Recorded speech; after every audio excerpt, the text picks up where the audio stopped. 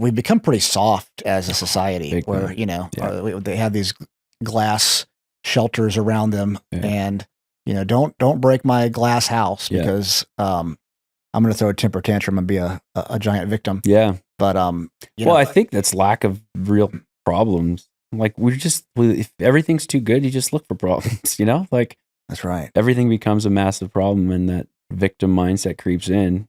And I'm not saying it's better to live with the worry of a fucking drone strike, Sure. but I mean, if it gets too soft, we see what's happening. Yeah. I mean, how do you think we fix something like that? Oh God, where would you even start? I think there needs to be a big change in narrative. Like there's a huge like victim competition, it seems like, you know, Like the victim Olympics. Yeah. Yeah. Where it's like, oh well, I have more fill in the blank, you know, anxiety or depression or some other acronym for things in my behavior and my trauma, my upbringing, and blah, blah, blah. And like it's such a terrible mindset, but it's supported by, it seems like, you know, because things that are upsetting, you know, get more clicks or whatever, you know, things that get people riled up. It's just like we're being tricked into thinking that that's the best way to be, or, you know, the best way to get attention, maybe, I guess. Yeah. Well, you have the algorithm feeding you, you know, what you're supposed to be or what you like. You get confirmation bias totally across the board. And I think it's just easier to get attention that way than to work hard and get attention some other way.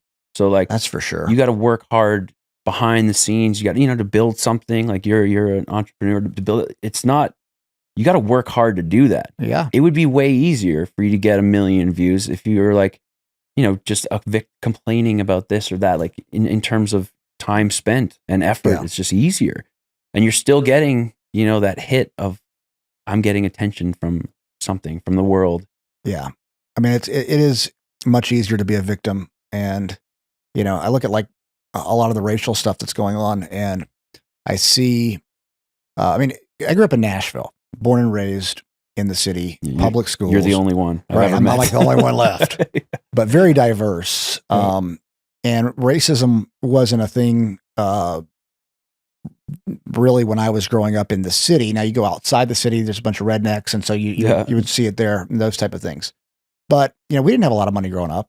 And, I'm glad then though that the mentality wasn't to be a victim to your circumstances. Cause I could have made up 1 million reasons. I could have found where I'm being wronged here, I'm being wronged there. And that became part of my, identifications. Why I identified as this victim to all of my circumstances and I'm oppressed, you know, and, we're especially oppressing, for instance, Black people too. They're even more oppressed but I'm oppressed here because, you know, and it just snowballs. Yeah. And, you know, you look at what's going on now, and as you're saying, it's like a contest of who can be the biggest victim.